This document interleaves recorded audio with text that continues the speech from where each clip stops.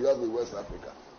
They go and make tinubu. They are not even patient enough to wait for the outcome of the petition before the court. They go and make him their chairman. And then they turn around and tell us that, oh, as for them, they love democracy. What kind of democracy do they love?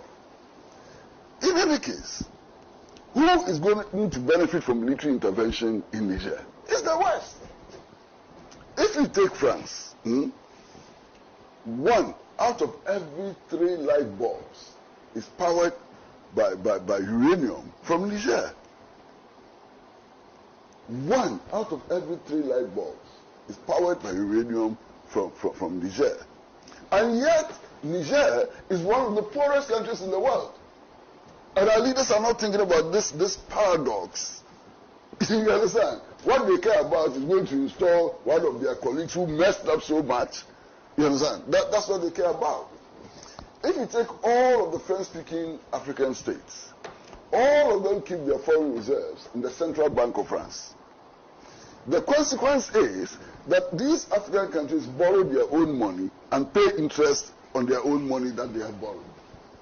And West African leaders are not sensible enough to realize that the way out of this is to have a common currency for West Africa, which enables these French-speaking countries to break away from French neocolonialism. They are not even sensible to realize that that is the key to solving many of the economic problems which confront us in the sub-region. They can't see that. We've been talking about a West African currency for how long? What have they done in order to promote that? And then they go and sit somewhere in Abuja and they decide that they are going to send soldiers. Whose soldiers should go and die? To install a useless president. Whose children should go and die? You think that the soldiers, they are just there to die for any useless cause? They are not. They should try it. They should try it and send soldiers there. When the soldiers get killed, they will see the repercussions in their own countries. It has happened many times, the ripple effect. Why? All of these West African leaders who are meeting to make these declarations and so on, how many of them enjoy the popularity that these coup leaders enjoy? This young guy who recently returned from the Russia-Africa summit, you saw how the whole country mobilized to go and meet him at the airport. Let any of these West African leaders, Tinubu, Alassane Ouattara and so on, try to mobilize people to show support and see how many people will turn out. When Ecowas sent the delegation to Mali to go and persuade the Malians to hand over, did they see the hundreds of thousands of people who poured out into the street in support of their regimes? Did they see it?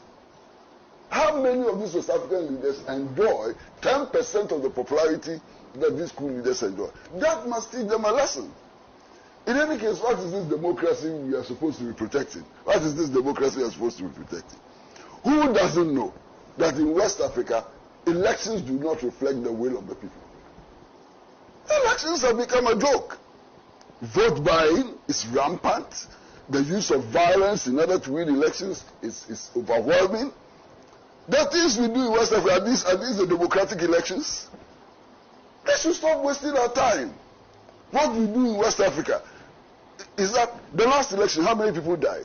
Nobody has even bothered to investigate how those people died. And they call this democracy.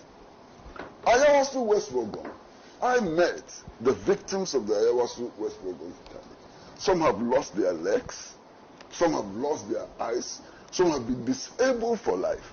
Not one person has been punished for what happened in the Ayawasu West Rogon. And then you turn around and say we are running a democracy. What democracy? My brother, democracy, whatever it means, must deliver what the people want. If it doesn't deliver what the people want, forget it. It is not democracy.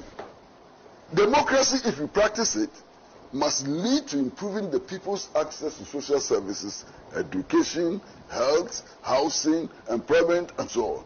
Which West African country is doing that? Democracy is about doing the will of the people. Which West African country is doing the will of the people? And then the joke of it all is the statement which has been issued by government that as for Ghanaian soldiers, they don't like coups because they are professionals. What is that? Ghanaian soldiers took an oath to protect the constitution. What we are doing here and there, what is constitutional about it? In any case, only recently, there is this tape recording which has been released, which nobody denies its authenticity, in which senior security personnel were discussing how to facilitate the rigging of the next elections. What is a coup d'etat? A coup d'etat is when you conspire